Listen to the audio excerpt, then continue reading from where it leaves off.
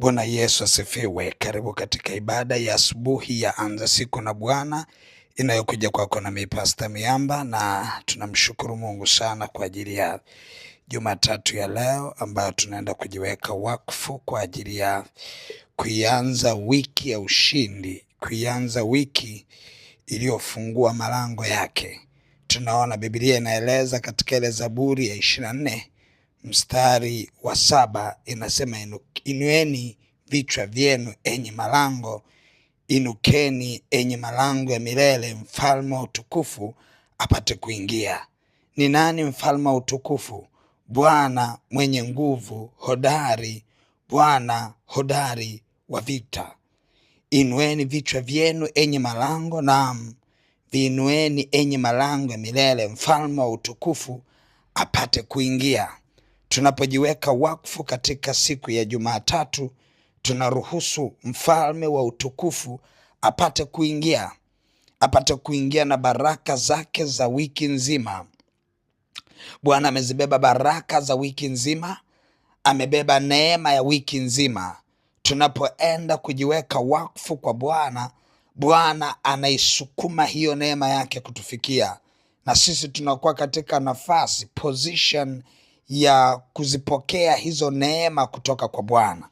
Biblia inavyoeleza kwa habari ya kujiweka wakfu. Kujiweka wakfu ni kutengwa kwa ajili ya kazi ya Bwana, kutengwa kwa ajili ya watu wa Bwana, kupokea neema kwa Bwana, kutengwa kuwa wa Bwana.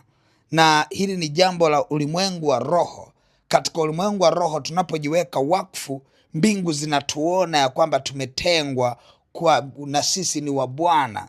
Kwa lugha nyingine, Mungu anawajibika na maisha yetu, anawajibika kila kitu, ulinzi, afya, furaha, watoto wetu, mali zetu, anawajibika yeye. Biashara zetu, anawajibika yeye. Ndio maana akasema hivi, akawaambia wana wa Israeli wajiweke wakfu ili apate kuwabariki. Maana yake nini? Alitaka wajitenge, wawe wa Bwana, watengwe katika ulimwengu wa roho, wawe wa Bwana ili wapate kubarikiwa.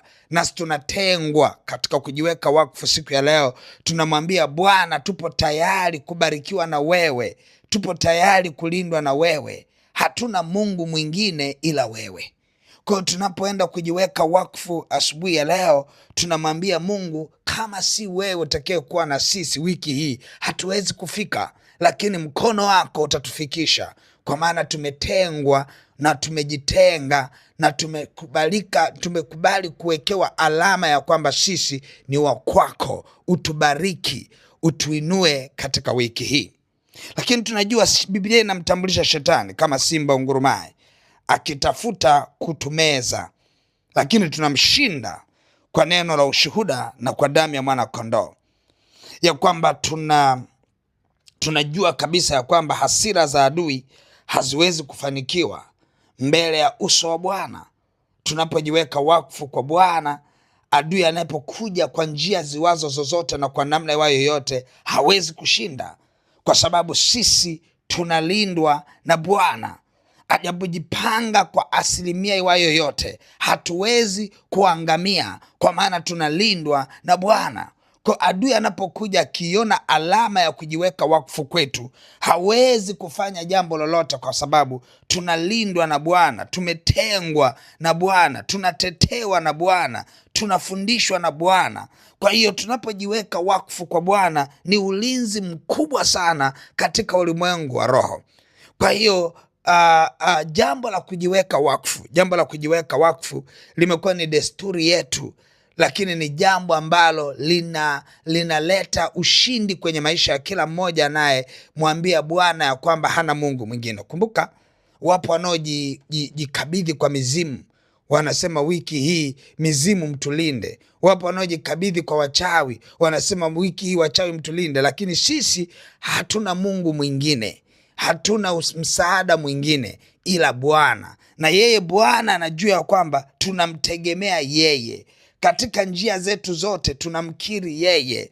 Katika hali wayo yoyote tutaenda na kushinda, kwa sababu ninaiona wiki imefungua malango yake. Ninaziona baraka zinazoingia kwetu ni kubwa sana, kwa sababu tumejiweka wakfu kwa Bwana.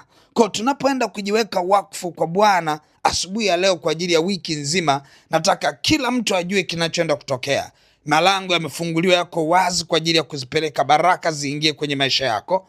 Ulinzi wa Bwana uko pamoja na wewe. Ulinzi wa Bwana uko pamoja na watoto wako. Ulinzi wa Bwana uko pamoja na mwenza wako. Ulinzi wa Bwana uko kwenye biashara zako, kwenye kazi yako. Ulinzi wa Bwana upo kwako. Bwana anaingia agano na wewe, anaingia agano la kukulinda kwa sababu umesema wewe ni wa kwake. Anaingia agano kukutunza kwa sababu tumesema sisi hatuna Mungu mwingine ila yeye. Kwa hiyo Bwana anayetujua na kutujua anaelewa ya kwamba sisi hatuna tegemeo jingine. Yeye atafanyika kwa tegemeo na egemeo. Hakika yake wiki hii itakuwa ni wiki ya ushindi sana. Hii wiki itaenda kufungua baraka ambazo hujawahi ziona hapo kwanza. Hii wiki itaenda kukukutanisha na watu waliozibeba baraka zako. Hii wiki inaenda kukutanisha na neema ambao Mungu ameikusudia ikufikie. Ni wiki ya tofauti kabisa. Hii wiki mahali adui aliweka magonjwa hayataenda kufanikiwa. Hii wiki mahali adui aliweka uharibifu, uharibifu hautaenda kufanikiwa. Hii wiki hii ni wiki ya neema na ya baraka.